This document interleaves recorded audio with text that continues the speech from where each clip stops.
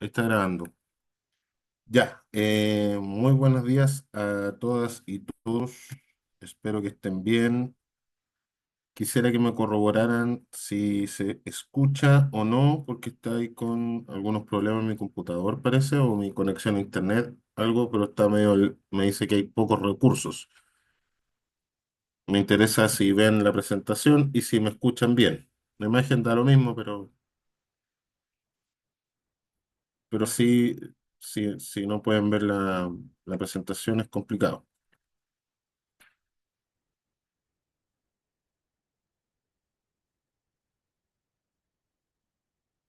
Si me pudieran contestar, se lo agradecería.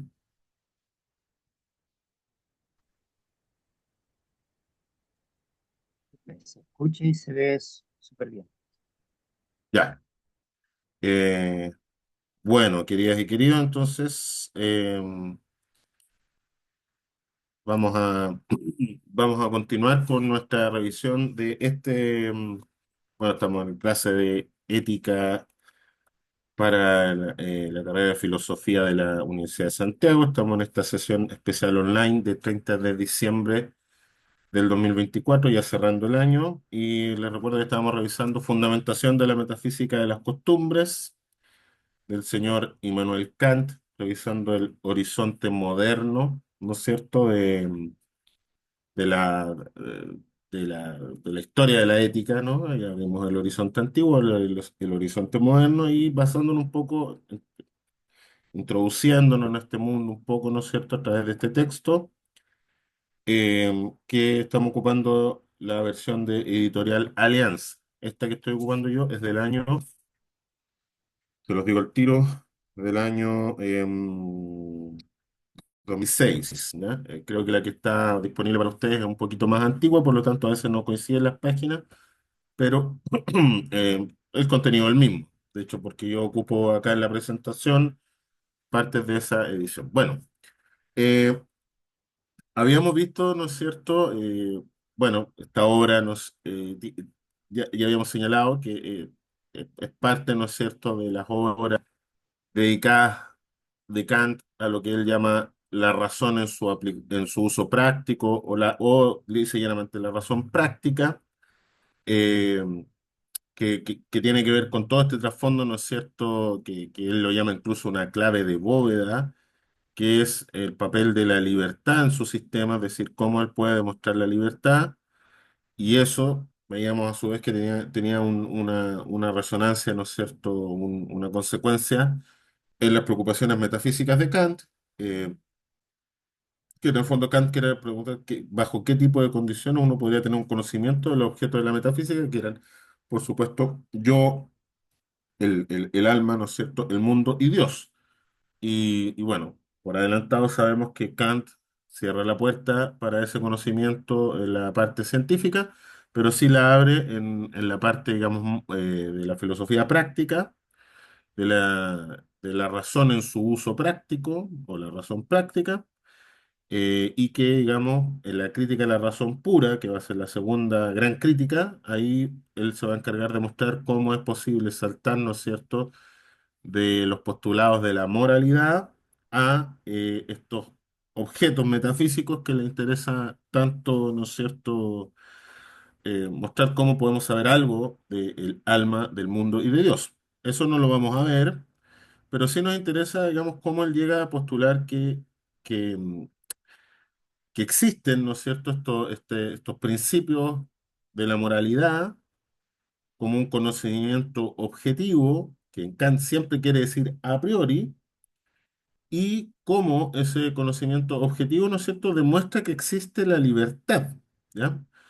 Eso es lo que vamos a encontrar en este texto, eh, y por supuesto la parte final la dedica, ¿no es cierto?, a mostrar cómo de la ley moral se puede saltar a postular que existe la libertad en su sentido práctico, ¿ya?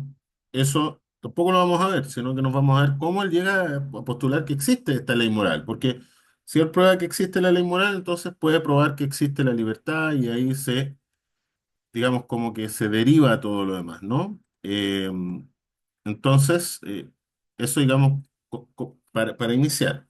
Entonces, Kant, habíamos visto que nos intenta mostrar eh, cómo se puede hacer el tránsito desde la moral, la experiencia común de la moral, del sentido común de la moral, a estos principios de moralidad pura, ¿no es cierto?, que vamos a identificar como el imperativo categórico.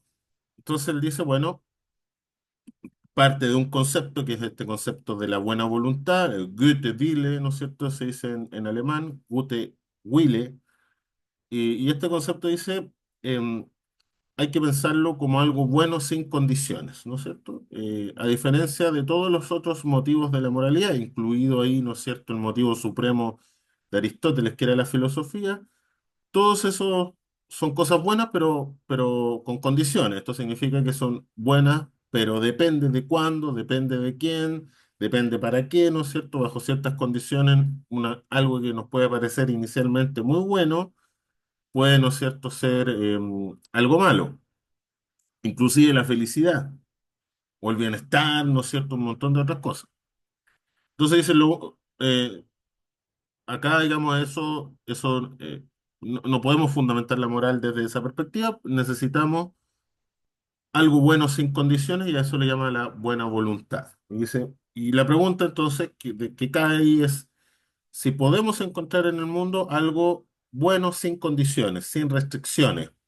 Y ahí dice, tenemos el concepto del deber y nos coloca unos ejemplos que ya vimos la sesión pasada respecto a cómo sería este actuar por el puro deber. Y vamos, y ahí en esos ejercicios, ¿no es cierto?, uno se va dando cuenta que Kant no está proponiendo una moral de partida donde nuestros sentimientos no tienen cabida, el mundo emocional no tiene cabida, donde incluso los intereses por lo propio, por la felicidad, qué sé yo, incluso las actitudes altruistas, ¿no es cierto?, que uno hace por amor a los demás, porque les tiene cariño, les tiene buena, todo eso tiene que quedar excluido para dejar en su lugar, ¿no es cierto?, una moral exclusivamente basada en actuar por el deber, ¿ya? Y él dice, es posible, ¿no es cierto?, muchas veces que nos encontremos, y suele pasar, gente que hace lo correcto, que actúa conforme al deber, ¿ya? Pero bajo motivaciones egoístas. Kant piensa que lo contrario del deber es actuar interesadamente, es decir, sobre la base de un cierto egoísmo. Dice, es muy común que encontremos personas que actúen conforme al deber, es decir, haciendo como si actuaran movidos por el deber, pero en realidad es porque quieren otra cosa, quieren reputación, quieren caerle bien a los amigos, ¿no es cierto? Pueden ser un montón de motivaciones. Lo que me interesa acá es la posibilidad de actuar por mor del deber, es decir, por deber, ¿ya? Y que no haya en ello ningún tipo de otra motivación. Y bueno, nos coloca estos ejemplos, ¿no es cierto? Incluso de una persona que podríamos pensar está afectada de una grave enfermedad, ¿no es cierto? Que está sufriendo dolores terribles, que la vida se le ha vuelto una desgracia, una tragedia, y sin embargo no se suicida por mor del deber. Es decir, ha perdido toda inclinación, ¿no es cierto?, hacia la vida, y sin embargo sigue viviendo porque está actuando solo por deber, ¿no? Y también nos coloca otro ejemplo de una persona que ayuda, ¿no es cierto?, a otros incluso, digamos, sintiendo un desprecio por esa persona, por la humanidad, ¿no es cierto? Y ahí colocábamos que cómo podríamos diferenciar ese caso, por ejemplo, de lo que presenta este famoso cuento de Navidad de Charles Dickens, ¿no es cierto? Este señor Scrooge que después de la visita de los tres fantasmas, ¿no es cierto?, se pone bueno y ayuda a todo el mundo y es feliz con eso. Bueno, Kant diría, no, eso no es actuar por deber. Por actuar por deber es que podría ser casi una acción, ¿no es cierto?, dolorosa, desagradable, fría, ¿no es cierto? Y podría ser perfectamente conforme al deber. Bueno, ese es, digamos, Kant, Kant coloca ejemplos para mostrar que es posible pensar que eso se pudiera dar, ¿ya? Que se pudiera dar eso, ¿no? Y ahí presenta tres tesis. Eh, la primera, ¿no es cierto?, que existe esta acción por deber. La segunda tesis es que la acción, el valor de la acción no está en el objeto, es decir, lo que queremos lograr con la acción, ni tampoco en sus efectos, sino que está en la máxima que decidió tal acción, ¿ya? Cuando Kant habla de máximas, habla en el fondo del juicio que acompaña una acción, ¿ya? Por ejemplo, si en algún momento yo decido, ¿no es cierto?, que debo mentir para lograr algo. Por ejemplo, supongamos soy un médico y viene un paciente, ¿no es cierto?, que está con una enfermedad terminal. Sin embargo, yo veo que si le digo la verdad puedo agravarle su condición, entonces decido mentir. eh, y por lo tanto pienso, hago un razonamiento, ¿no es cierto?, que se formula, bueno, en caso de que alguien, ¿no es cierto?, en caso de que una verdad genere un dolor muy grande, es conveniente hacer una mentira blanca, ¿no? Ese juicio es una máxima. Entonces Kant dice, la máxima, el valor de nuestras acciones no está en lo que hacemos, no está en lo que esperamos conseguir con eso, no está en las consecuencias directas o indirectas que podrían derivar de nuestra acción, sino que está en la máxima. ¿Ya? Uno podría decir, ¿no es cierto? Incluso hay autores que lo plantean así, que Kant es un autor de una ética de las intenciones, ¿ya? Pero en realidad es mucho más preciso que eso, porque no se trata solo de las intenciones, porque las intenciones perfectamente pueden estar movidas por intereses egoístas, etcétera, incluso por asuntos, digamos, que ni siquiera pasan por nuestra actividad consciente. No, no. Kant dice, es el modo en que nuestra voluntad, ¿no es cierto?, está movida por ciertos principios y esos principios se expresan en máxima. Eso es lo que tenemos que mirar para evaluar moralmente nuestras acciones, ¿ya? Y por supuesto, esto tiene que ver, ¿no es cierto?, con que Kant piensa que esas máximas expresan el principio que está moviendo a nuestra voluntad. Y respecto a la voluntad, hay un principio, ¿no es cierto?, que son a priori y otros que son a posteriori. Los a posteriores vienen tomados todos de la experiencia. Esto significa que pueden venir tomados, ¿no es cierto?, por necesidades biológicas, por las costumbres que hay en mi ciudad, ¿no es cierto?, por cualquier cosa que viene del ambiente exterior. Y a priori significa que es sacado desde nuestra interioridad, ¿no es cierto?, desde nuestro yo, bueno, de nuestra razón. Entonces, Kant va a decir, la voluntad puede estar determinada por las inclinaciones o por la razón.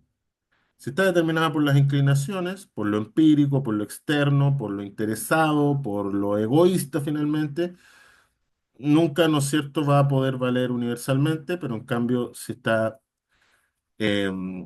la voluntad, el principio de la voluntad está determinado por la razón, esta se puede convertir en una ley universal. Vamos a ver que de ahí va a ir sacando, ¿no es cierto?, esta idea del imperativo categórico que espero que la alcancemos a ver hoy día.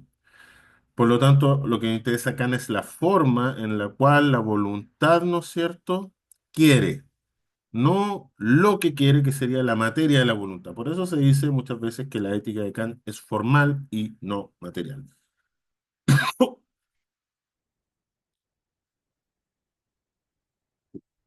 Claro, ya.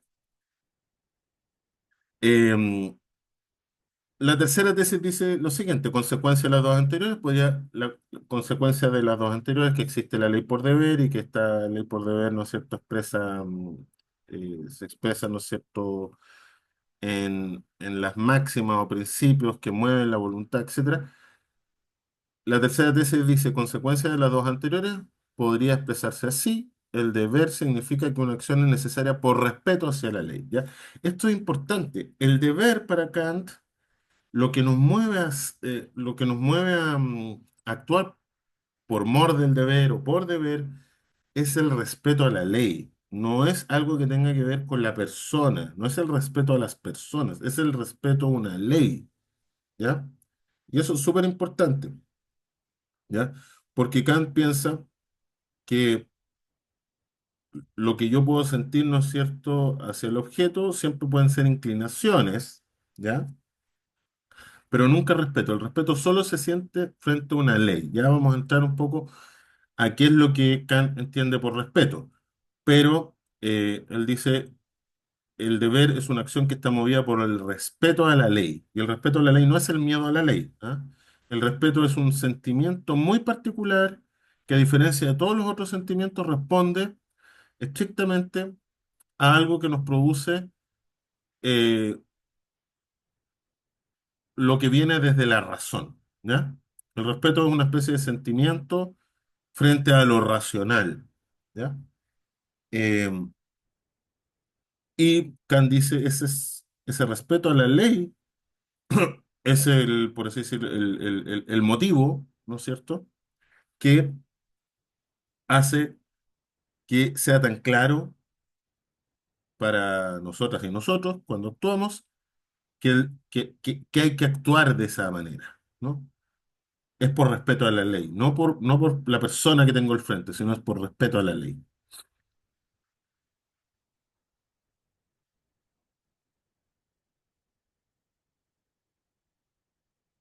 Bien, espérenme un segundito. La alergia, no sé si alergia o resfrío a esta altura, pero... Ah. Ya, esta es una cita, ¿ya? Una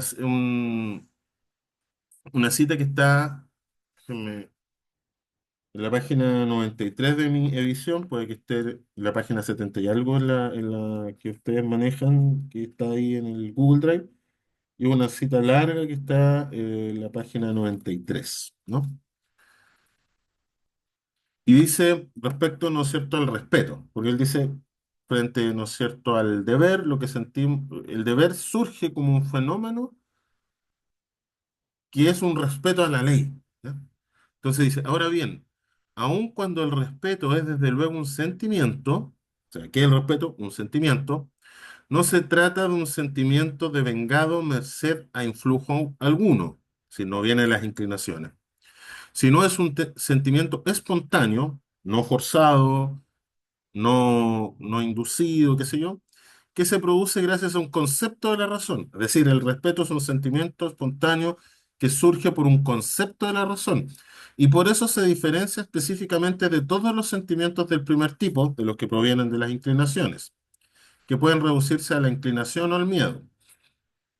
Aquello que reconozco inmediatamente como una ley para mí, lo reconozco con respeto, lo cual significa simplemente que cobro conciencia de la subordinación de mi voluntad bajo una ley sin la mediación de los influjos, de otros influjos sobre mi sentido.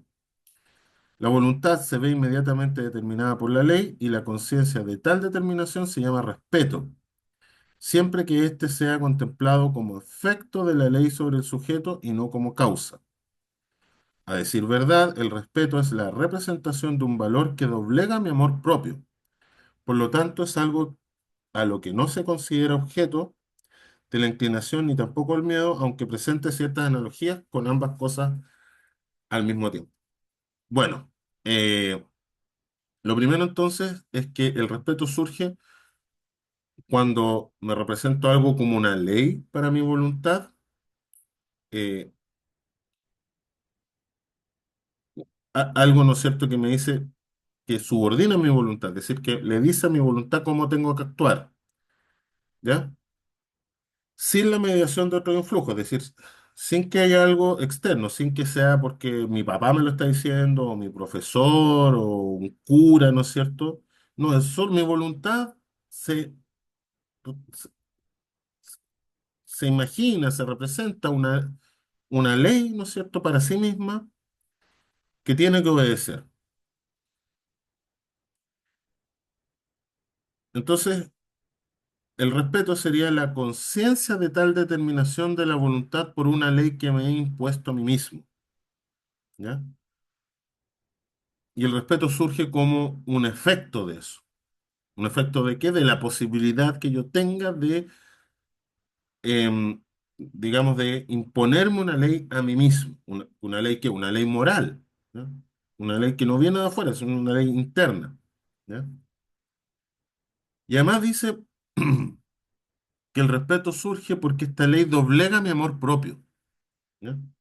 Es decir, me indica qué hacer a pesar de mí mismo, ¿ya? Sin ninguna consideración ni por mí mismo, solo porque es lo que la ley moral me impone como un deber. Y eso me genera un respeto, me genera una atención especial. Recuerden que la palabra respeto viene del latín respicere, que significa este gesto de mirar hacia atrás, de estar pendiente, de estar atento. Pues si estamos atentos a nuestros deberes, como que nos salta el chip, ¿no es cierto?, en relación a nuestros deberes, porque, ¿no es cierto?, nos genera esta sensación de respeto. No es por miedo, no es por culpa, ¿no es cierto?, no es por ninguna de esas emociones que podríamos llamar morales, sino es por respeto, ¿eh?, a una ley que me he impuesto a mí mismo, incluso a pesar de mí mismo. Por eso doblega el amor propio, ¿ya? Eh, Esto me parecía importante señalarlo, ¿no es cierto?, para poder, para poder en el fondo identificar también la radicalidad del pensamiento de Kant, ¿no es cierto? Y cómo está en las antípodas, o está, digamos, al otro extremo de Aristóteles, por ejemplo. Bueno, continuamos, dice. Más, ¿cuál puede ser esa ley cuya representación, esa ley que me genera respeto, y dicho sea de paso, ¿no es cierto? ¿Cuál puede ser esa ley cuya representación, sin tomar en cuenta el efecto aguardado merced a ella, tiene que determinar la voluntad para que ésta pueda ser calificada de buena en términos absolutos y sin paliativos? Entonces, ¿cómo podría ser esa ley que coincida con lo que él llamó al principio la buena voluntad, que es incondicionada, absoluta, universal, ¿no es cierto? Como he despojado a la voluntad de todos los acicates que pudieran surgirle a partir del cumplimiento de cualquier ley, no queda nada salvo la legitimidad universal de las acciones en general, que debe servir como único principio para la voluntad, es decir, que yo nunca debo proceder de otro modo salvo que pueda querer también ver convertida en ley universal a mi máxima. Bueno, ahí está presentado entonces el imperativo categórico, ¿ya? Lo primero que nos dice es que para llegar al imperativo categórico hay que despojar a la voluntad, a lo que determina la voluntad, de todos los acicates que pudieran, ¿no es cierto?, venir desde afuera, es decir, de todas las inclinaciones, ¿ya?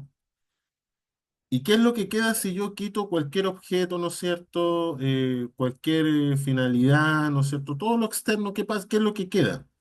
Dice la legitimidad universal de las acciones generales. La forma legítima. Entonces, ¿cómo podría yo pensar de tal manera mis máximas que van a guiar mis acciones, que fuera legítima universalmente, es decir, válida para todo ser humano? ¿Ya? Y bueno, dice, la única forma que podría darse eso es que yo quisiera que mi máxima, ojo, mi máxima, se pudiera convertir en una ley universal para cualquier ser humano, ¿ya? Si el imperativo categórico, que es lo que va a llamar después imperativo categórico, no le he puesto ese nombre todavía, está diciendo simplemente el tipo, ¿no es cierto?, de determinación de la voluntad que podríamos considerar que sería, ¿no es cierto? Esa determinación tiene que ser como una ley universal, ¿ya? Entonces, aquí hay que reparar en algo. La moral de Kant está muy concentrada en el concepto de ley. Algo es moral si vale como una ley. Hay leyes en la naturaleza y hay leyes en la moral. Las primeras las llaman leyes de la naturaleza, las leyes de la moral las llaman las leyes de la libertad. Y generan un mundo, si las leyes de la naturaleza generan un mundo, ¿no es cierto?, donde uno puede saber qué hacer y de alguna manera orientan qué es lo que podemos conocer del mundo. Las leyes de la libertad nos orientan también respecto a cómo debo actuar frente a los demás, ¿no es cierto? si sean cercanos o sean lejanos. ¿Ya? Y aquí nos está diciendo, bueno, lo único que podríamos determinar, ¿no es cierto?, respecto a eso, es que la máxima con la cual yo me relaciono, con la cual actúo en mis relaciones con los demás, o la máxima desde la cual actúo en mis relaciones con los demás, pudiera ser, ¿no es cierto?, una ley que todos esos otros también pudieran considerar como válida. ¿Ya? Es decir, que mi máxima fuera como una ley universal, casi, ¿no es cierto?, similar a una ley de la naturaleza.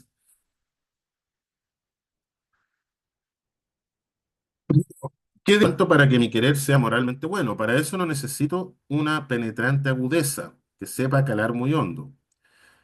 Sin experiencia con respecto al curso del mundo, incapaz de abarcar todos los acontecimientos que se concitan en él, basta con que me pregunte, ¿puedes querer también que tu máxima se convierta en una ley universal? De no ser así, es una máxima reprobable, no por causa de algún perjuicio inminente para ti o para otros, sino porque no puede cuadrar como principio en una posible legislación universal, algo hacia lo que la razón me arranca un respeto inmediato, aun antes de pasar a examinar en qué se basa.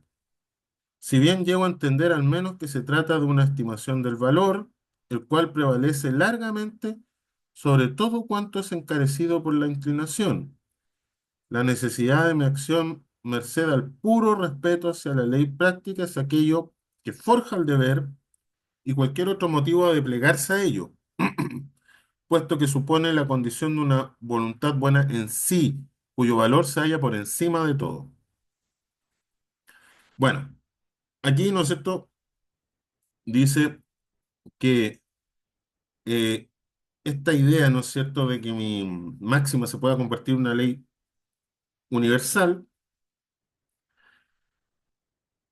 arranca en mi razón un sentimiento de respeto. ¿Ya? Ahora, ¿por qué surge el respeto? Dice una cosa que hay que averiguarla después. Pero sabemos que genera respeto y ese respeto está por encima, que en el fondo el respeto a la ley, ¿no es cierto? Está por encima de cualquier otro valor, ¿no es cierto?, que nos ofrezca la inclinación. La felicidad, el bienestar, ¿no es cierto?, el amor propio. Vaya, colóquenle ahí ustedes cualquier tipo. El respeto a la ley para Kant está por encima, encima de eso. ¿Ya? Ahora, el respeto a una ley práctica, es decir, una ley que la misma razón ha generado. ¿Ya? No estamos hablando de la ley, si ustedes están pensando en la ley 18.554 de transparencia pública, no, no es esa ley. No es la ley Karim, ¿no es cierto? No es la ley, es la ley que viene de la razón práctica. ¿No? Y además nos dice otra cosa. Este respeto a la ley es lo único que puede ser considerado una voluntad buena en sí misma. ¿Ya? Eso es lo único que puede, por lo tanto, está haciendo una identidad entre el concepto de buena voluntad y el respeto a la ley. ¿Qué es la buena voluntad? ¿Qué es lo bueno sin condiciones? El respeto a la ley. ¿Ya? El respeto a la ley práctica.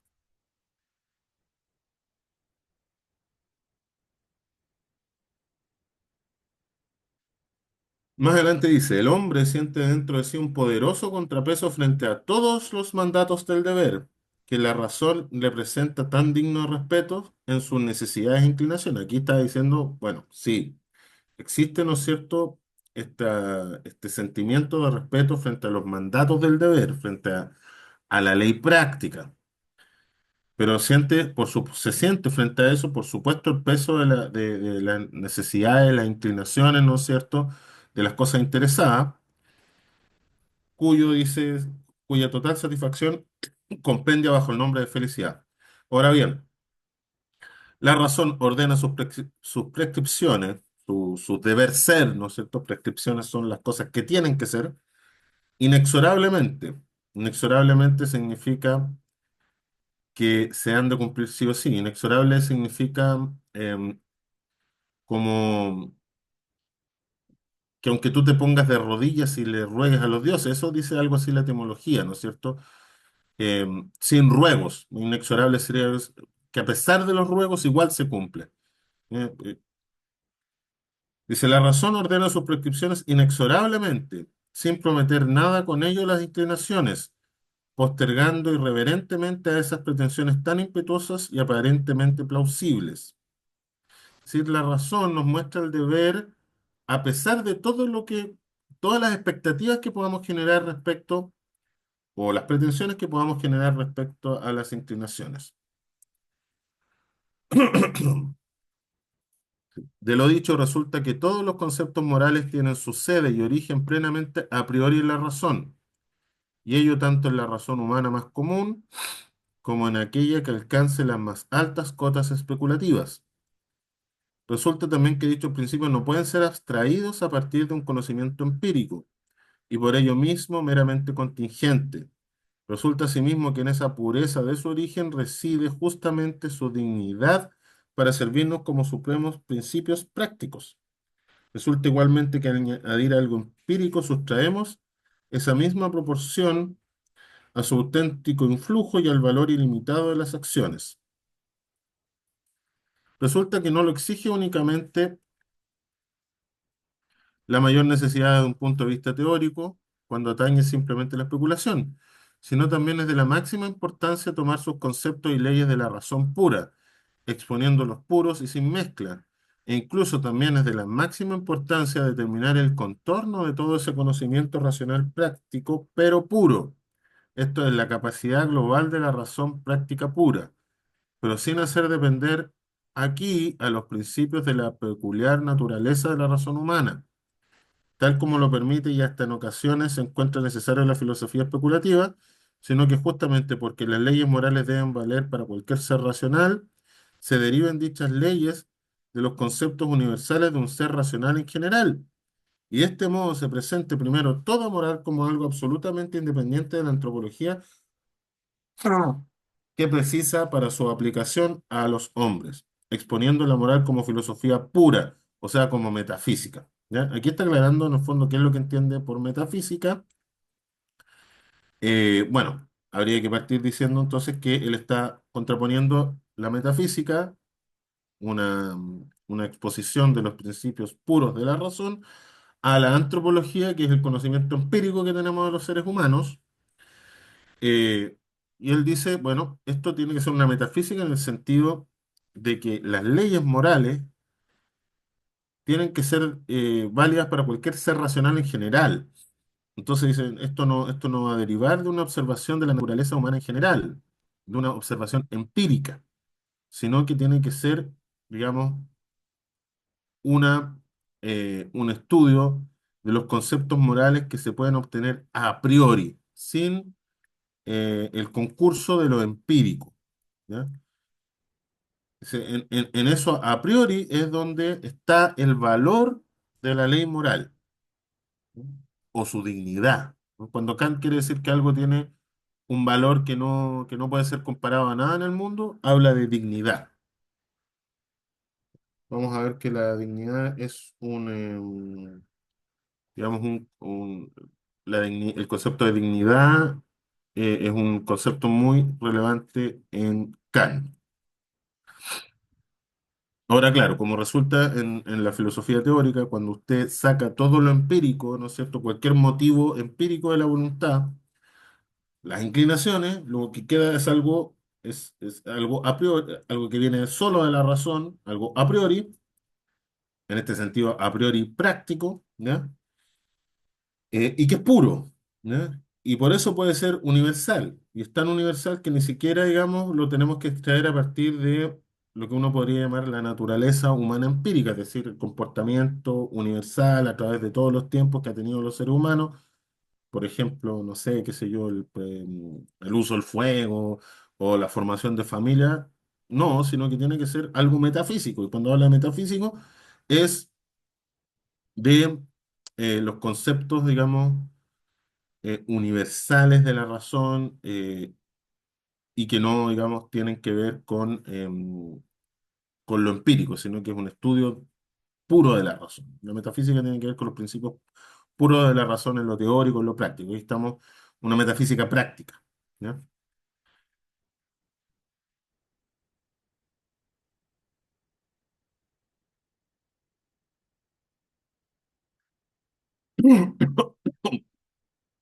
Poco más adelante dice lo siguiente: cada cosa de la naturaleza opera con arreglo a leyes. Solo un ser racional posee la capacidad de obrar según la representación de las leyes o con arreglo a, a principios del obrar. Esto es, que posee una voluntad. Aquí la voluntad es la capacidad de obrar con arreglo a principios o a leyes. ¿Ya? No es simplemente la capacidad de querer. Kant es mucho más específico al definir voluntad, y la voluntad tiene que ver con la capacidad de obrar de acuerdo a principios o a leyes. Como para derivar las acciones a partir de leyes se requiere una razón, la voluntad no es otra cosa que razón práctica. ¿Por qué la voluntad es razón práctica? Porque las acciones se derivan a partir de leyes. ¿Ya? Si la razón determina indefectiblemente a la voluntad, entonces las acciones de un ser semejante, que sean reconocidas como objetivamente necesarias, lo serán también subjetivamente. Es decir, la voluntad es una capacidad de elegir solo aquello que la razón reconoce independientemente de la inclinación como prácticamente necesario, o sea, como bueno. Bueno, aquí básicamente entonces lo que nos está diciendo es que eh, si la voluntad consiste en actuar acorde a leyes que sean objetivas, es decir, válidas para cualquier ser racional, em, esas leyes objetivas tendrían que ser independientes de toda inclinación. Y si yo saco todos los elementos de inclinación de esto, lo que me queda es la razón pura, ¿no es cierto? Determinando a la acción. Y ahí Kant está diciendo, bueno, ¿de dónde viene entonces esta noción del deber? Bueno, viene de esto, de esta capacidad que tiene la razón de poder, ¿no es cierto?, representarse leyes, y representarse leyes, ¿no es cierto?, que incluso puedan valer para cualquier ser racional, y para eso entonces se elimina todo lo empírico, todas las inclinaciones, y entonces tenemos un sentido puro del deber.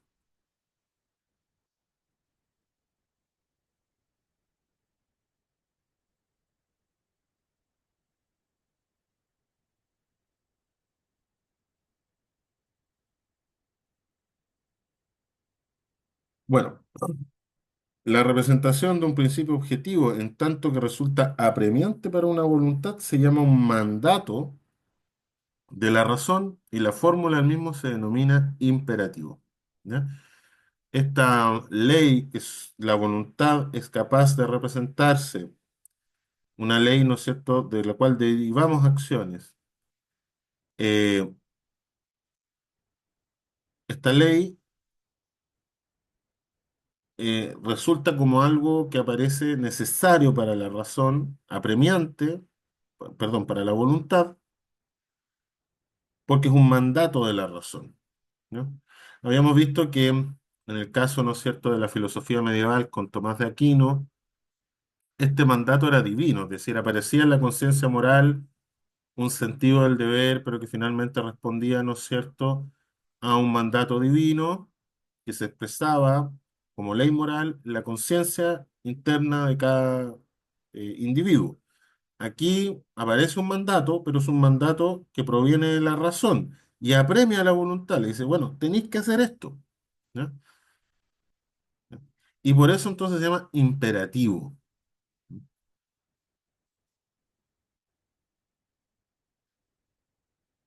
Ah.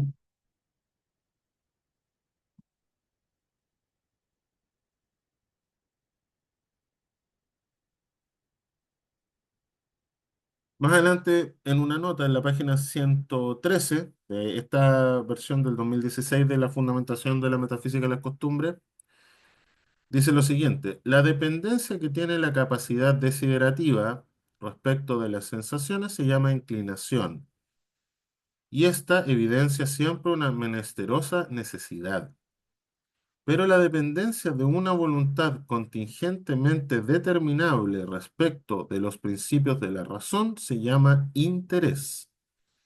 Este solo tiene lugar, por lo tanto, en una voluntad dependiente que no siempre es de suyo conforme a la razón. En la voluntad divina no cabe imaginar interés alguno, pero la voluntad humana también puede cobrar interés por algo sin por ello obrar por interés. Lo primero, cobrar interés por algo, denota el interés práctico por la acción. Lo segundo, obrar por interés, el interés patológico por el objeto de la acción. Lo primero muestra que la voluntad depende solo de principios de la razón en sí misma. O sea, cobrar interés por algo, ¿ya? Que esté interesado en actuar de una cierta manera, significa que la voluntad, eh, digamos, está pendiente digamos, los principios de la razón, ¿no? En cambio, cuando yo obro por interés, como cuando la gente dice, ah, pero lo hiciste por interés o qué sé yo, ahí está, digamos, bajo el efecto de la inclinación, ¿no? Entonces ahí está poniendo, y lo llama interés patológico. Ahora está ocupando la palabra patológico no en el sentido que hoy día hablamos, ¿no es cierto?, de enfermo, sino de patos, de afecciones, de lo que me afecta. Lo que me afecta es siempre algo que pasa afuera que me afecta, ¿no? Eh, entonces, claro, eso que está afuera que me afecta significa que el objeto de mi acción me está determinando. Yo quiero esto, ¿ya? En cambio, eh, Kant dice que la voluntad no tiene que liberarse de esa dependencia del objeto, de lo material, y quedarse con la pura forma, ¿no? Bueno, luego dice, todos los imperativos mandan hipotética o categóricamente.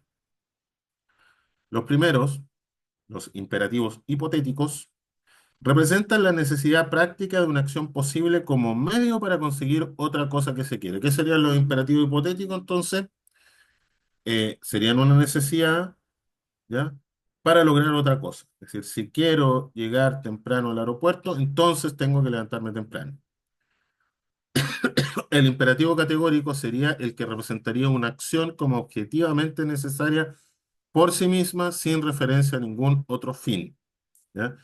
El imperativo categórico, como la palabra dice, categórico, ¿no es cierto? Como algo que se impone por sí mismo, se determina por sí mismo, etcétera. No es, digamos, no está puesto en relación a un fin posterior, ¿ya? Como toda ley práctica, representa una acción posible como buena y por ello como necesaria para un sujeto susceptible de verse determinado prácticamente por la razón. Todos los imperativos constituyen fórmulas para determinar la acción que es necesaria según el principio de una voluntad buena de uno u otro modo. Si la acción fuese simplemente buena como medio para otra cosa, entonces el imperativo es hipotético. Si se representa como buena en sí, o sea, como necesaria en una voluntad conforme de suyo con la razón, entonces es categórico, ¿no? Si, si mi imperativo, entonces, aparece como algo, como una ley, ¿ya? Buena en sí misma, que no voy a, digamos, que no me indica que en realidad lo que voy a hacer es en función de otra cosa, es categórico, ¿ya? Y dice, está conforme a la razón, ¿ya? Imperativo categórico entonces sería sinónimo de lo racional en la conducta humana. Por lo tanto, continúa este texto. el imperativo dice, ¿qué acción posible gracias a mí sería buena? Y representa la regla práctica en relación con una voluntad que no ejecuta inmediatamente una acción por el hecho de ser buena, en parte porque el sujeto no siempre sabe que lo sea y, aun cuando lo supiera, sus máximas bien pudieran ser contrarias a los principios objetivos de una razón práctica. El imperativo hipotético dice tan solo que la acción es buena para algún propósito posible o real.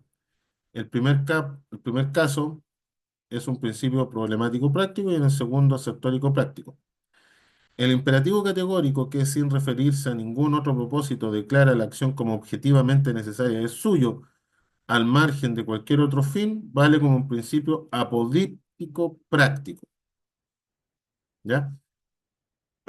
Eh, básicamente lo que está contraponiendo acá, ¿no es cierto?, es em, una acción, ¿no es cierto?, que podría aparecer como buena, ¿ya?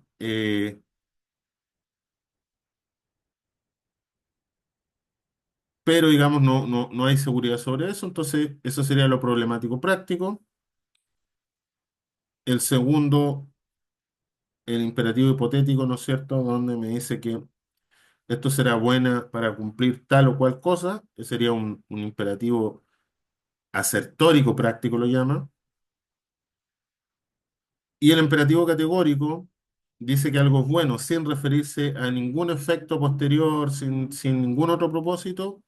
Eso sería apodíctico práctico. Apodíctico, recuerden que es, digamos, una afirmación sobre la que no tiene, digamos, ningún tipo, donde uno no tiene ningún tipo de duda. Por lo tanto, aquí vemos de nuevo como una especie de gesto cartesiano, no solo en esto de borrar, ¿no es cierto?, cualquier huella del mundo exterior en la subjetividad, sino también el deseo de encontrar una especie de elemento de certeza, no en el caso del conocimiento como en Descartes, sino en el caso de la moral, es decir, algo donde no cabe duda, que es absolutamente, ¿no es cierto?, válido, y donde no cabe ninguna duda, ¿no es cierto?, que no está, no, donde es absolutamente claro, ¿no es cierto?, ante la razón lo que ocurre.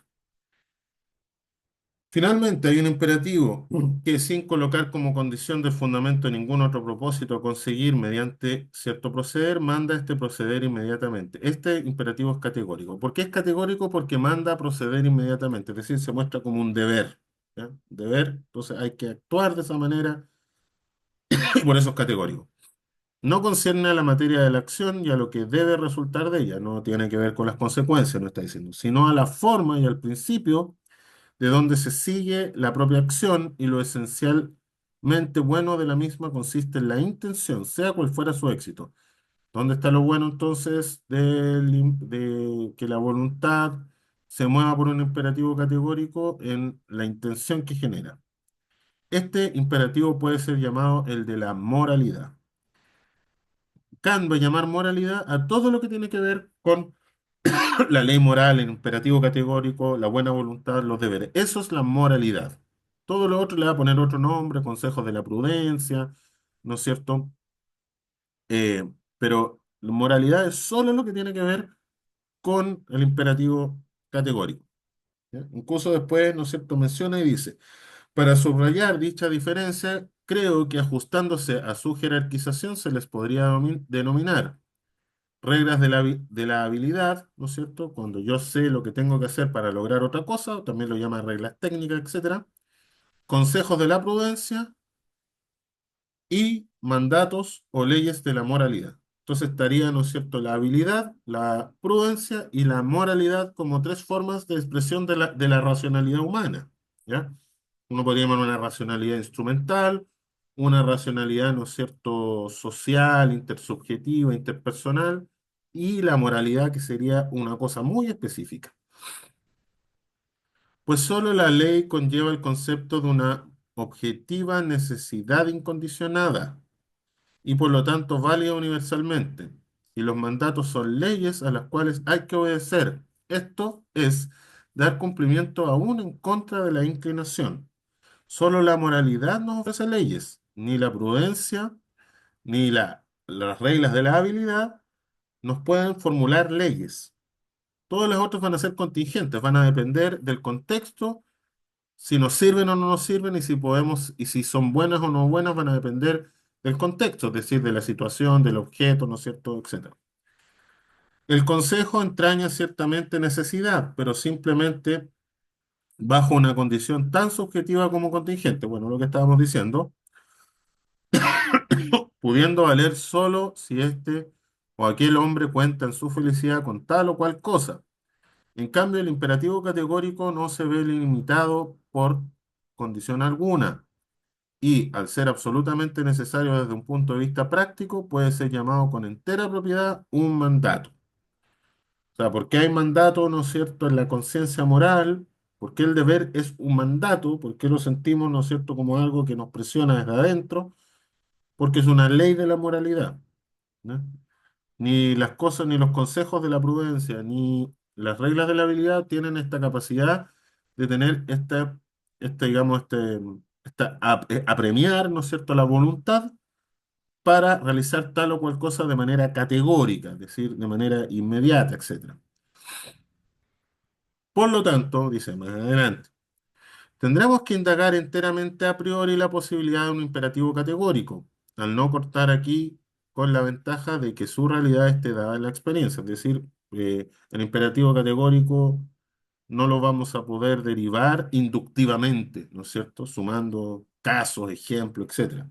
Sino tiene que ser deducido racionalmente. Pues eso es a priori, ¿ya? Es algo, ¿no es cierto?, a priori. Con lo cual su posibilidad solo sería necesaria para explicarlo y no para estipularlo.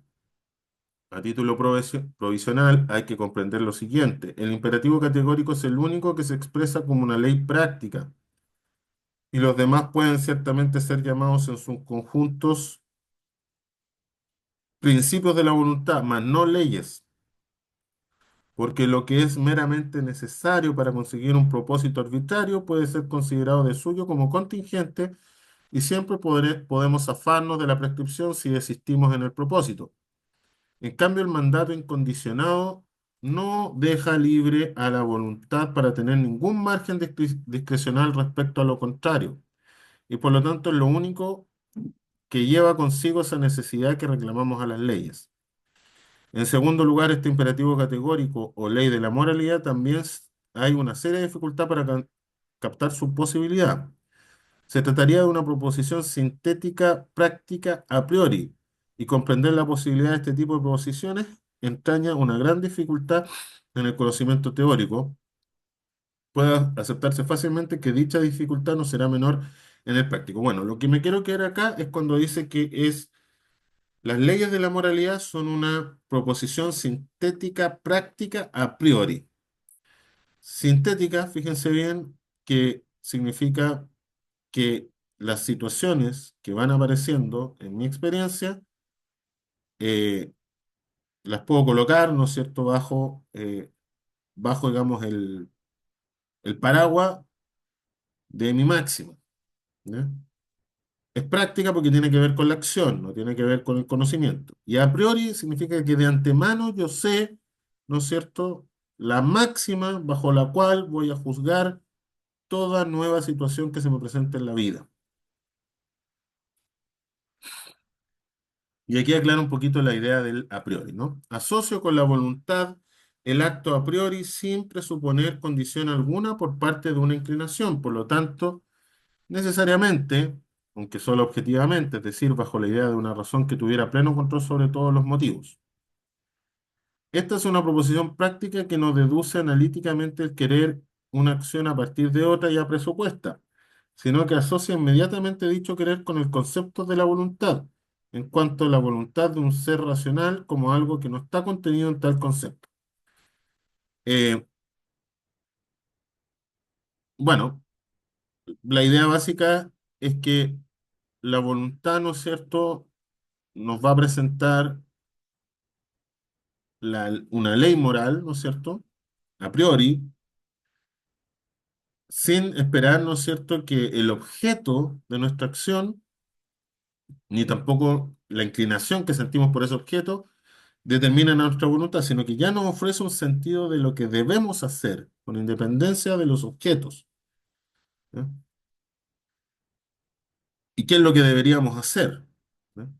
Eso que en el común, ¿no es cierto?, se llama deber, acá aparece ya deducido a partir de la razón, del elemento a priori de la razón en lo práctico, ¿ya? Y que aparece como ya, digamos, mostrándose como un mandato a la voluntad. Eso es lo que finalmente después se llama el deber, pero aquí ya lo estamos empezando a entender, ¿no es cierto?, desde el punto de vista de la razón. Oh, me duele un poquito la garganta, pero bueno, ya me interesa presentar hoy día el imperativo categórico para alcanzar el núcleo, ¿no es cierto?, de lo importante.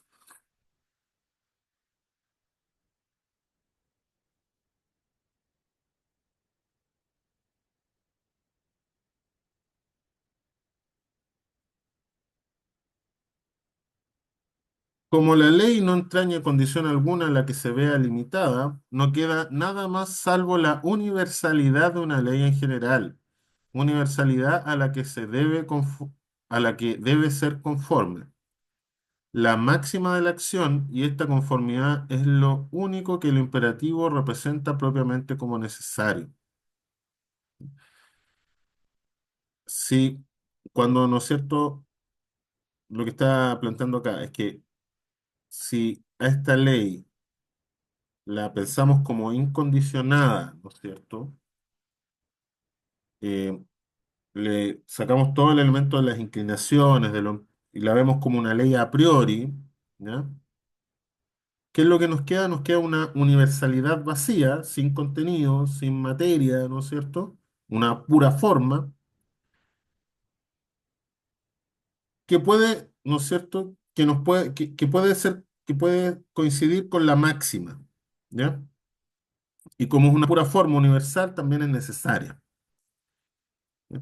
Así pues, el imperativo categórico es único y sin duda es este: obra solo, según aquella máxima por la cual puedas querer que al mismo tiempo se convierta en una ley universal. ¿Ya? Es decir, ni siquiera aquí está diciendo qué tipo de todas las máximas con las cuales podemos actuar, cuál podría ser más o menos generalizable, porque eso seguiría siendo un imperativo hipotético. Porque si el imperativo categórico nos dice obra de acuerdo a la máxima por la cual tú puedes querer que al mismo tiempo se convierta en una ley universal. ¿Ya? El imperativo categórico nos dice eso. Nuestras máximas, si las puedo convertir en una ley universal, entonces, digamos, son o corresponden con el imperativo categórico.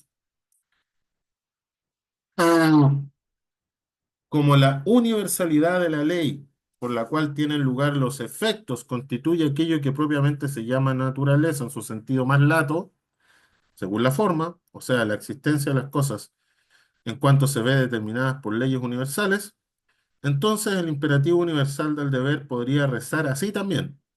Obra como si la máxima de tu acción pudiera convertirse por tu voluntad en una ley universal de la naturaleza. Aquí está el segundo, ¿no es cierto?, concepto del imperativo.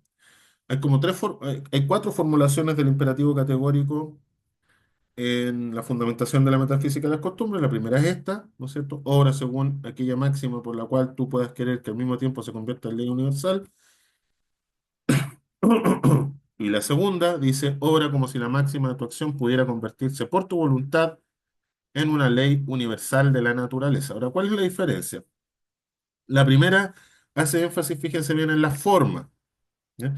Esta hace énfasis en que al decir ley de la naturaleza, en los efectos. ¿Qué ocurre cuando pensamos en la ley de la naturaleza? Bueno, es una ley que determina que todas las cosas ocurren acorde a esa ley, ¿no?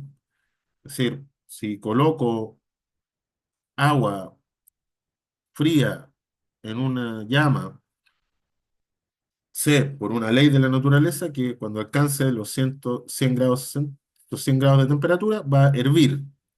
Es una ley de la naturaleza. Puedo asegurar los efectos, como conozco la ley, puedo asegurar los efectos que van a ocurrir. ¿Ya? Entonces, cuando está hablando de que mi máxima pueda convertirse en una ley universal de la naturaleza, es que de alguna manera los efectos que que de alguna manera, ¿no es cierto? O digamos, los efectos de mi acción van a ocurrir como si yo estuviera bajo una ley tan precisa, tan regular, tan certera como la ley de la naturaleza. Y esto es justamente porque Kant ha sacado, ¿no es cierto?, todas las inclinaciones que hacen que nuestras motivaciones, ¿no es cierto?, cambien y por lo tanto nuestras acciones se vayan inclinando hacia una cosa u otra. Acá eso salió, por lo tanto, sé que mi acción siempre va a actuar acorde a la ley moral que la rige. Por lo tanto, vamos a saber en el fondo, al menos, ¿no es cierto?, qué máxima es la que debe guiarnos. Y por lo tanto, digamos, vamos a saber cuáles serán nuestros deberes.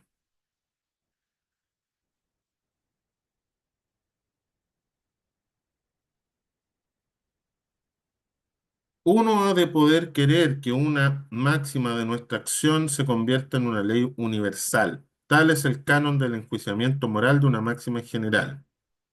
Si la fórmula general del imperativo es que uno pudiera querer que su máxima, no la acción, insisto, su máxima pueda convertirse en una ley universal.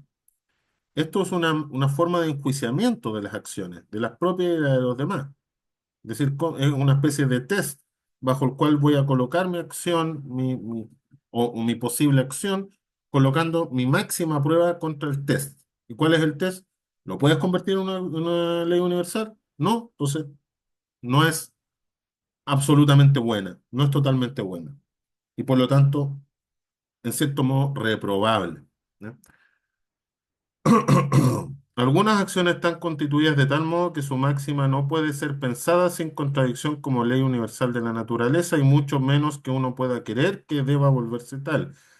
En otras no cabe destacar esa imposibilidad interna, pero sí resulta imposible querer que su máxima sea elevada a la universalidad de una ley natural porque semejante voluntad entraría en contradicción consigo misma.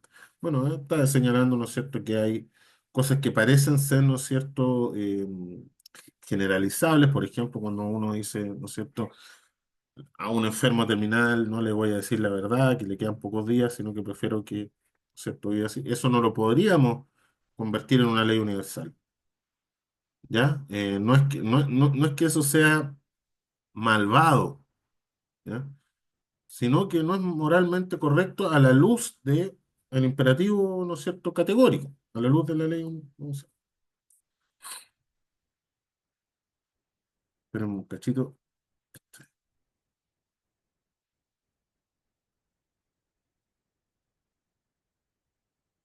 La voluntad es pensada como una capacidad que uno se autodetermina a obrar conforme a la representación de ciertas leyes. Bueno, ya habíamos asociado, ¿no es cierto?, que Kant habla de la voluntad como aquello que puede obrar acorde a leyes o a principios.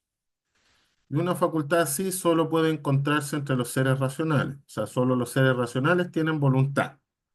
Ahora bien, fin es lo que le sirve a la voluntad como fundamento objetivo de su autodeterminación. Y como fundamento objetivo tiene que ver con el objeto. ¿Ya? Eso es lo que quiere decir.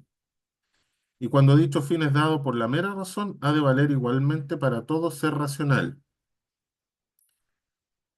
Si pensamos, ¿no es cierto?, entonces las leyes morales desde el punto de vista de los fines, esos fines debieran valer para todos los seres humanos, ¿no? Para todo ser racional, ¿no? Ni siquiera seres humanos, porque no está pensando desde el punto de vista de una antropología empírica, sino para cualquier ser racional. En cambio, lo que entraña simplemente el fundamento de la posibilidad de la acción cuyo efecto es el fin se denomina medio. El fundamento subjetivo del deseo es el móvil, mientras que el motivo es el fundamento objetivo del querer. De ahí la diferencia entre fines subjetivos que descansan sobre móviles y fines objetivos que dependen de los motivos válidos para todo ser racional. Es decir, los móviles, ¿no es cierto?, serían las cosas que la gente quiere, ¿no es cierto?, o la gente pretende con lograr, ¿no es cierto?, en su querer, pero en relación, ¿no es cierto?, a conseguir fines que pueden ir variando de situación en situación, es decir, un imperativo hipotético. En cambio, los fines que presentan imperativo categórico serían válidos para todo ser racional, ¿ya? Y esto es importante porque,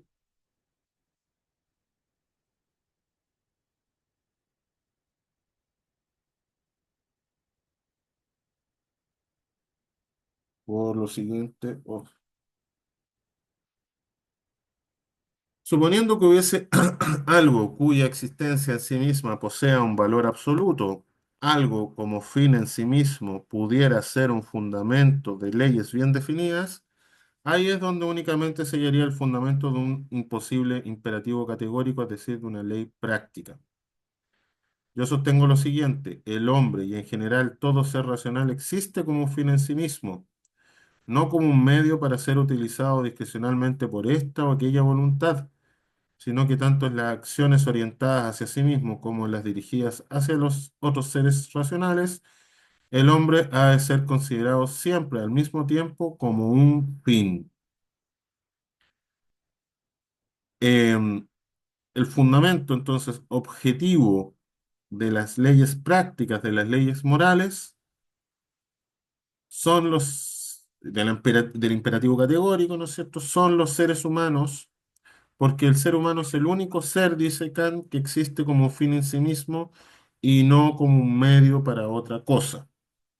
Es decir, Kant igual dice que podemos ser medios y podemos ser tratados instrumentalmente a lo largo de nuestra vida, pero un ser humano nunca es solo eso. Es más, lo que es un ser humano, lo que lo define como un ser humano, es que es un fin en sí mismo. Puede ser tratado como medio, pero es un fin en sí mismo. Los seres cuya existencia no descansa en nuestra voluntad, sino en la naturaleza, tienen solo un valor relativo como medio y siempre que sean seres irracionales, y por eso se llaman cosas. En cambio, los seres racionales reciben el nombre de personas, porque su naturaleza los destaca ya como fines en sí mismos, o sea, como algo que no cabe ser utilizado como un medio y restringe así cualquier arbitrariedad al constituir un objeto de respeto. Las personas, por lo tanto, no son meros fines subjetivos,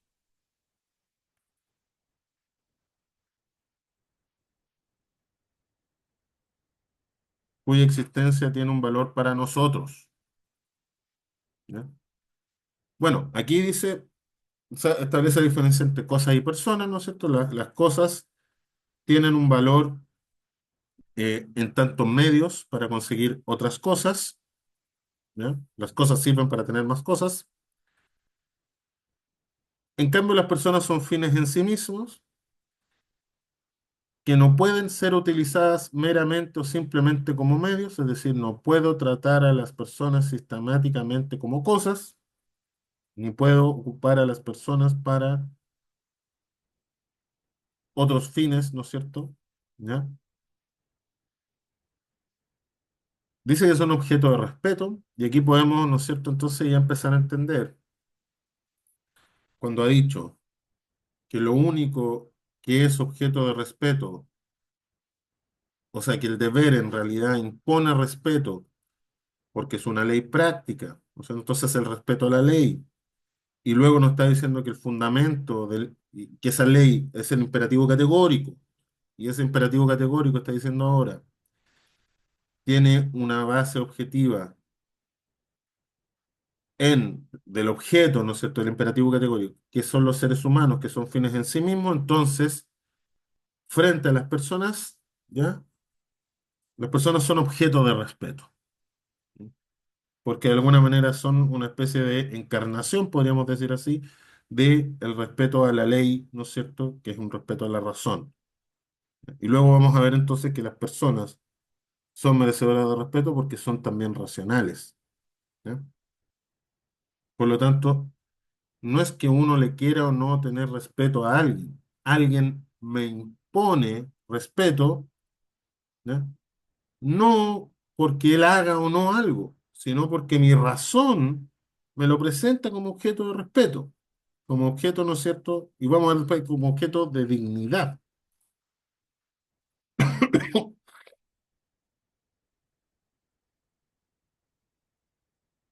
No son meros fines subjetivos cuya existencia tiene un valor para nosotros como efecto de nuestra acción, sino que constituyen fines objetivos, es decir, cosas cuya existencia supone un fin en sí mismo, y a decir verdad, un fin tal en cuyo lugar no puede ser colocado ningún otro fin al servicio del cual debiera quedar aquel simplemente como mero medio, porque sin ello no encontraríamos en parte alguna nada de ningún valor absoluto. Nos está diciendo entonces que las personas tienen un valor absoluto. Pero si todo valor estuviese condicionado y fuera, por lo tanto, contingente, entonces no se podría encontrar en parte alguna para la razón ningún principio práctico supremo. ¿Por qué hay un principio práctico supremo? ¿Por qué hay un imperativo categórico para la razón? Porque hay seres humanos que son valores absolutos. ¿Por qué son valores absolutos? Porque son racionales. Por lo tanto, por así decirlo, es la razón, reconociendo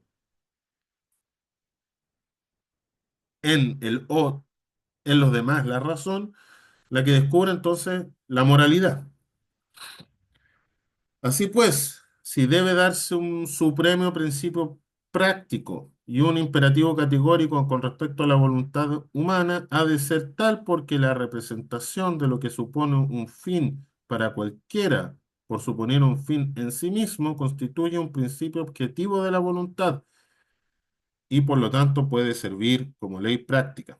El fundamento de este principio estriba en que la naturaleza racional existe como fin en sí misma. Aquí ya entonces ha derivado por qué las personas son objetos, por qué la ley es objeto de respeto, por qué las personas son objeto de respeto, porque la naturaleza racional es un fin en sí mismo. La razón es un fin en sí mismo. Eso es lo que está diciendo Kant. La razón es un objeto en sí mismo. La razón, entonces la razón es absoluta, ¿no? Es algo no condicionado, es algo absoluto. La razón no viene entonces no hay nada, ¿no es cierto?, externo que le dé el valor a la razón. La razón en sí misma es un fin en sí mismo. Entonces ya vemos cómo Kant va arribando todo lo que después va a ser la filosofía alemana, ¿no? La razón es lo absoluto. La razón es, ¿no es cierto?, algo que no tiene condiciones, ¿ya? Que es independiente de cualquier otra cosa, que es finalmente el verdadero sujeto. Lo que está debajo de todo es la razón. Y no hay nada debajo de la razón, ¿no? Las consecuencias, se imaginarán ustedes, para cualquier humanismo de esto son muy grandes, porque en el fondo, si lo que antes era absoluto era Dios y ahora es la razón, entonces el ser humano, ¿no es cierto?, es absoluto y por lo tanto entonces todo sentido derivará de la razón. Así se representa el hombre, perdón, necesariamente su propia existencia y en esa medida supone un principio subjetivo de las acciones humanas. Pero así se representa igualmente cualquier otro ser racional, su existencia con arreglo al mismo fundamento racional que vale para mí. Por consiguiente, al mismo tiempo supone un principio objetivo a partir del cual, en cuanto fundamento práctico supremo, tendrían que poder derivarse todas las leyes de la voluntad. El imperativo práctico será, por lo tanto, este: obra de tal modo que uses a la humanidad, en tanto en tu persona como en la persona de cualquier otro, siempre al mismo tiempo como fin y nunca simplemente como medio. Esta sería la tercera ya, tercera, digamos, fórmula del imperativo categórico, ¿no? Si el ser humano reconoce el respeto a la ley, reconoce que las personas son objeto de respeto, ¿no es cierto? Y se representa a sí mismo como objeto de respeto porque se reconoce racional. Y asimismo reconoce que esa razón, ¿no es cierto?, está presente en otros seres humanos. Y el respeto que vale para mí y el respeto que yo puedo ver, ¿no es cierto?, vale también para el otro, ¿ya? Y por lo tanto, ¿no es cierto?, si somos seres racionales, por lo tanto somos seres que vivimos bajo la misma ley moral. Estamos bajo las mismas leyes de la voluntad, ¿no? Por lo tanto, entonces, se traduce esto en que atendiendo a este reconocimiento del valor de la naturaleza de lo racional en sí mismo, es que aparece entonces este imperativo categórico donde veo en cualquier ser humano un fin en sí mismo por su naturaleza racional y nunca simplemente un medio.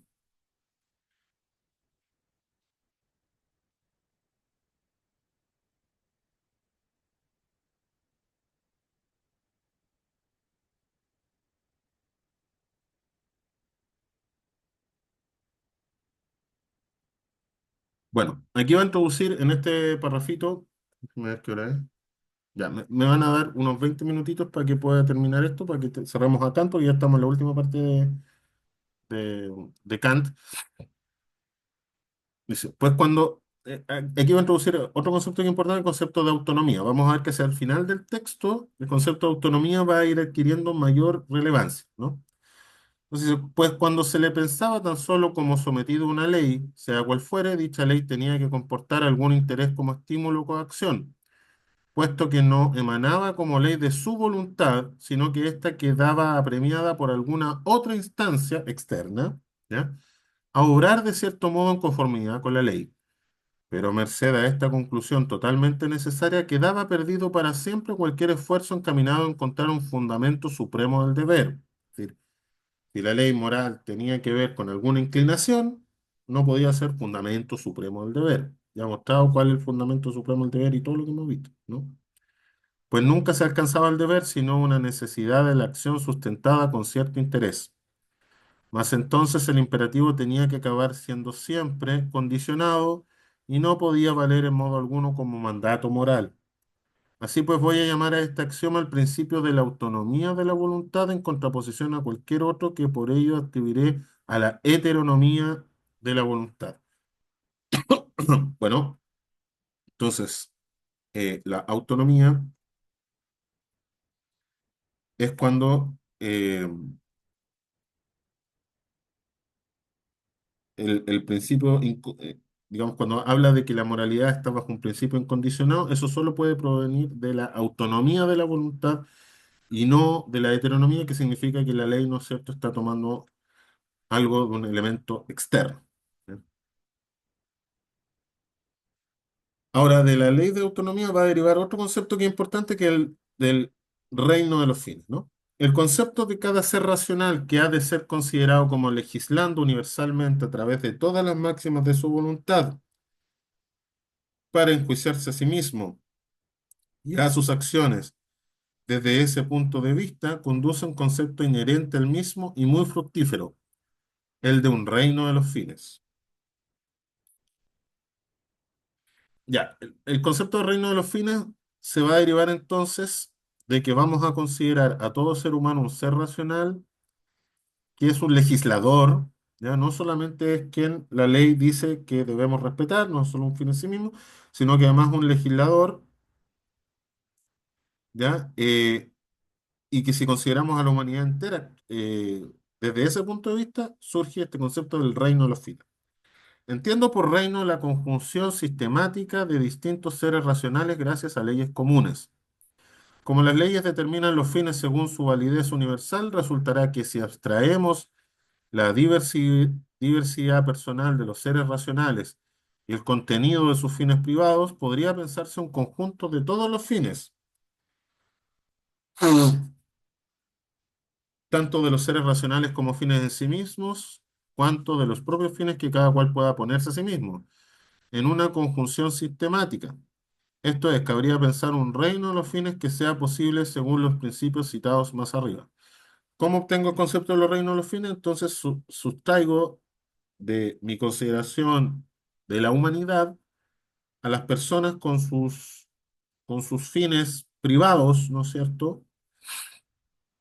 Los considero desde el punto de vista como seres de naturaleza racional, por lo tanto, que son fines en sí mismos y además que son capaces, como tienen naturaleza racional, de obrar acorde a máximas y obrar acorde, ¿no es cierto?, a una voluntad que sea capaz, ¿no es cierto?, de enjuiciar esas máximas acorde, ¿no es cierto?, a si fueran una ley universal. Por lo tanto, serían legisladores universales. Así se obtiene el concepto de fines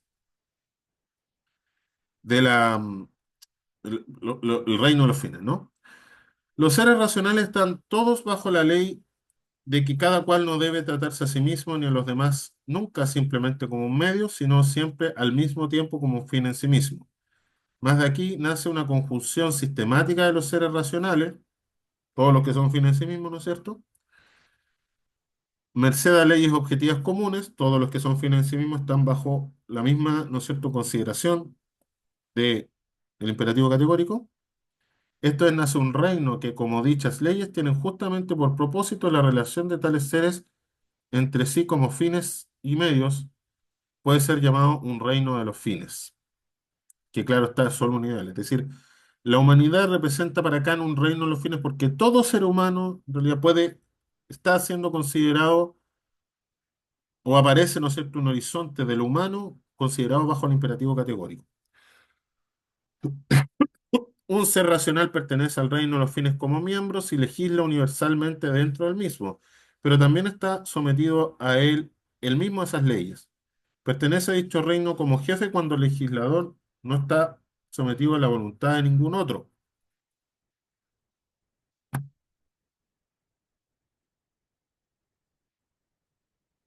El ser racional tiene que considerarse siempre como legislador en un reino de los fines posible, merced a la libertad de la voluntad, ya sea como miembro, ya sea como jefe.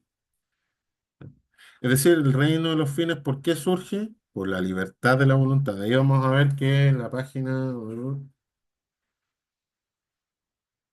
en la parte, en el tercer capítulo, Tránsito de la metafísica de las costumbres, una crítica de la razón pura práctica. El primer concepto que aparece es el concepto de libertad, que es clave para explicar la autonomía de la voluntad. Bueno, en este tercer capítulo, que no vamos a analizar, hace justamente el paso, ¿no es cierto?, el concepto de la voluntad de la libertad, que sería el fundamento, ¿no es cierto?, del reino de los fines.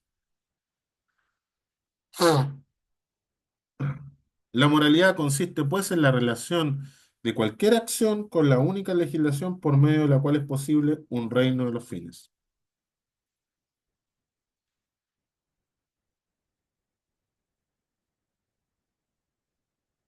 Esta legislación, la que hace posible el reino de los fines, es esta: no acometer ninguna acción con arreglo a otra máxima que aquella según la cual pueda compadecerse con ella el ser una ley universal y por consiguiente solo de tal modo que la voluntad pueda considerarse a sí misma por su máxima al mismo tiempo universalmente legisladora. Esta sería ya una cuarta definición de el imperativo categórico.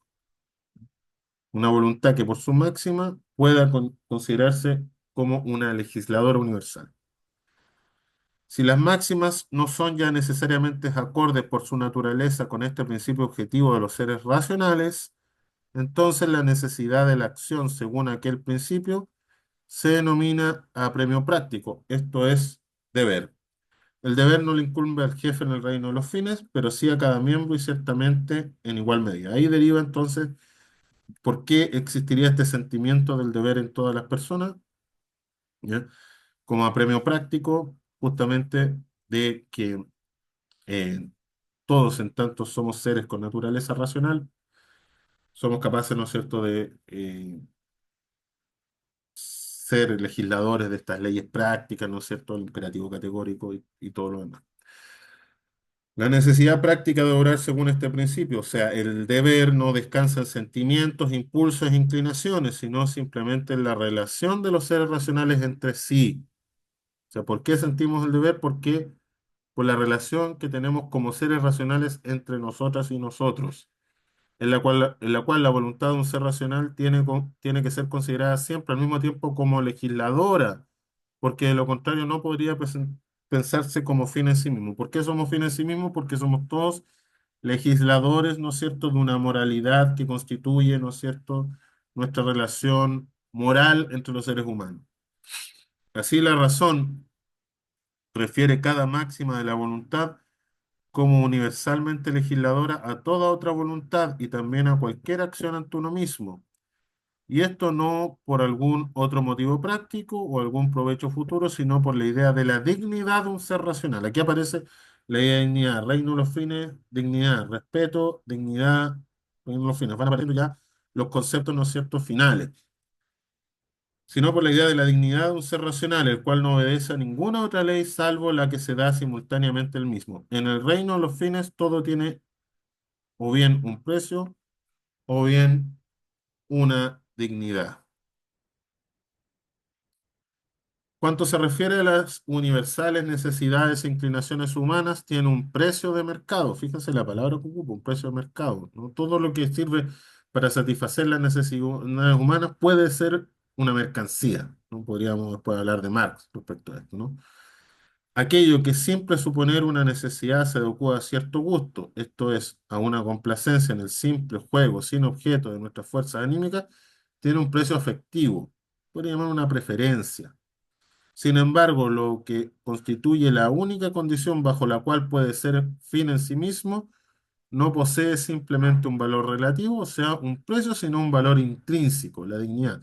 La dignidad que sería entonces un valor intrínseco, ¿eh? No estaría asociado ni lo afectivo, ni a satisfacer una necesidad, ni a los estados de ánimo que tenemos, ni a nuestras emociones, no es que alguien nos caiga, no, es un valor intrínseco, ¿no? Ahora bien, la moralidad es la única condición bajo la cual un ser racional puede ser un fin en sí mismo. ¿Cuál es, cuál es, digamos, este valor intrínseco? ¿Cómo lo descubrimos? A través de la moralidad, ni a través de la prudencia, ni las reglas de la habilidad se descubre. La moralidad es lo que nos muestra la dignidad de las personas, la moralidad.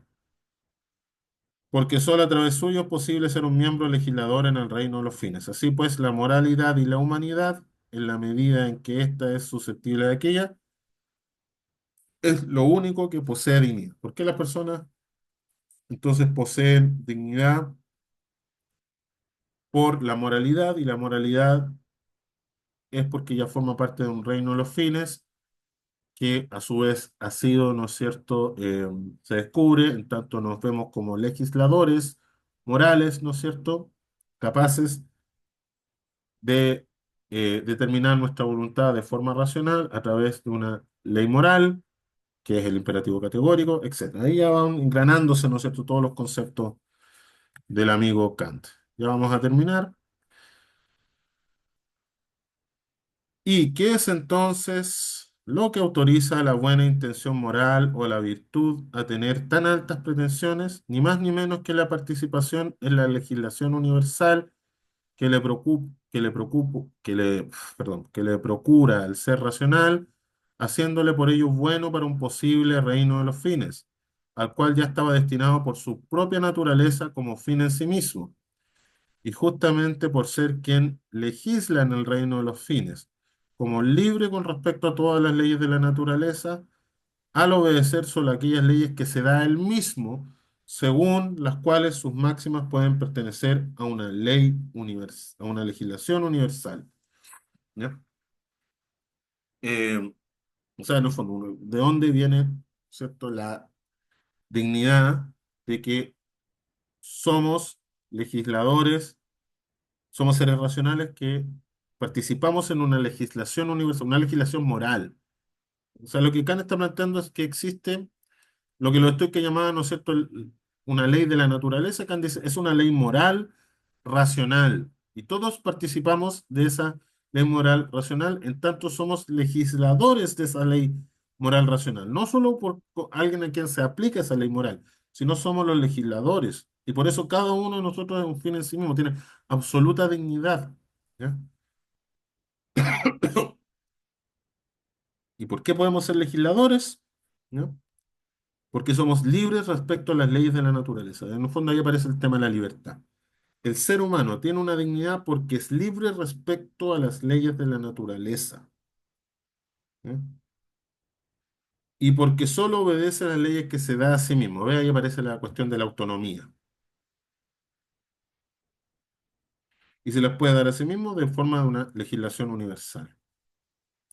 Pues nada tiene un valor al margen del que le determina la ley.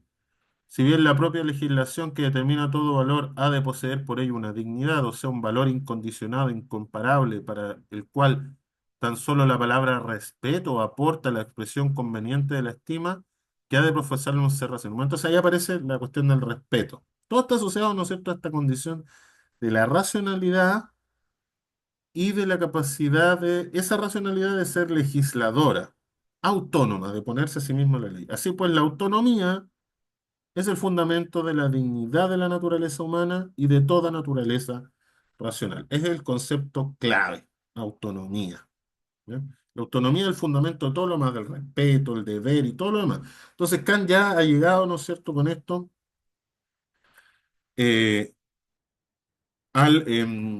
digamos, ya ha hecho la aclaración filosófica de dónde viene, ¿no es cierto?, el concepto del deber. Finalmente de la autonomía. Entonces, pues, si ustedes van al capítulo tercero, que es con que termina esta obrita, ¿no es cierto? Capítulo tercero se llama Tránsito de la metafísica de las costumbres. Ya lo ha esclarecido, ¿no es cierto? ¿Por qué metafísica? Porque en el fondo es la razón pura, y ha esclarecido cómo la razón pura, ¿no es cierto?, puede presentarnos una ley, un cierto sentido del deber, ¿no? A la crítica de la razón pura práctica, y bueno, ahí tenemos el concepto de la libertad, como para escribir la autonomía de la voluntad. La libertad tiene que ser presupuesta como atributo de la voluntad en todos los seres racionales, acerca del interés inherente a las ideas de la moralidad, y finalmente, cómo es posible un imperativo categórico, ¿no es cierto? Bueno, aquí en realidad es bastante, digamos, Kant señala finalmente que la libertad en sí misma eh, tiene que ver con la autonomía, pero que en última instancia no podemos explicar, ¿no es cierto?, la libertad humana. ¿Por qué el ser humano es libre respecto a las leyes de la naturaleza? No lo podemos explicar. Ahora, esta relación entre libertad y naturaleza, sabemos que en Kant va a continuar en los escritos de filosofía de la historia, en la filosofía de la religión, en, y en la crítica del juicio. Y podríamos decir que esta relación entre naturaleza y libertad, y cuál sería, ¿no es cierto?, el fundamento de unidad de ambos conceptos, naturaleza y libertad, en la razón, va a ser la gran exploración metafísica, y que va a dar lugar, digamos, después a todo el desarrollo en Fichte, Schelling, Hegel, ¿no es cierto? Eso va a ser, digamos, la gran, la gran preocupación del periodo, ¿no es cierto?, post-kantiano. ¿Ya? Pero, digamos, vamos a tener que llegar hasta ahí porque esta era una presentación de Kant nomás, pero ya, digamos, con eso hemos levantado información suficiente para que ustedes puedan después, si quieren seguir leyendo esto, o la crítica de la razón práctica, donde él ahonda más en este tipo de cuestiones. Bien, lo vamos a dejar hasta ahí, pues ya estamos en la hora. Eh, Justo 2 minutos antes, preciso como reloj, voy a dejar de compartir y me gustaría saber si tienen alguna duda o inquietud. Esto quedó grabado, así que va a ser subido apenas se genere la decodificación. Perdonen que no siga más, pero ya estamos en la hora y además estoy con la garganta, ustedes ya ven, eh, absolutamente eh, inoperante. Cuénteme si hay alguna duda o inquietud. ¿Se entendió?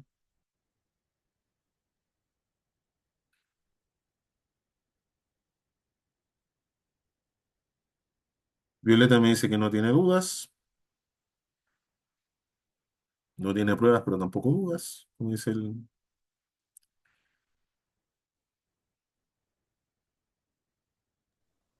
Profe, ¿me escucha?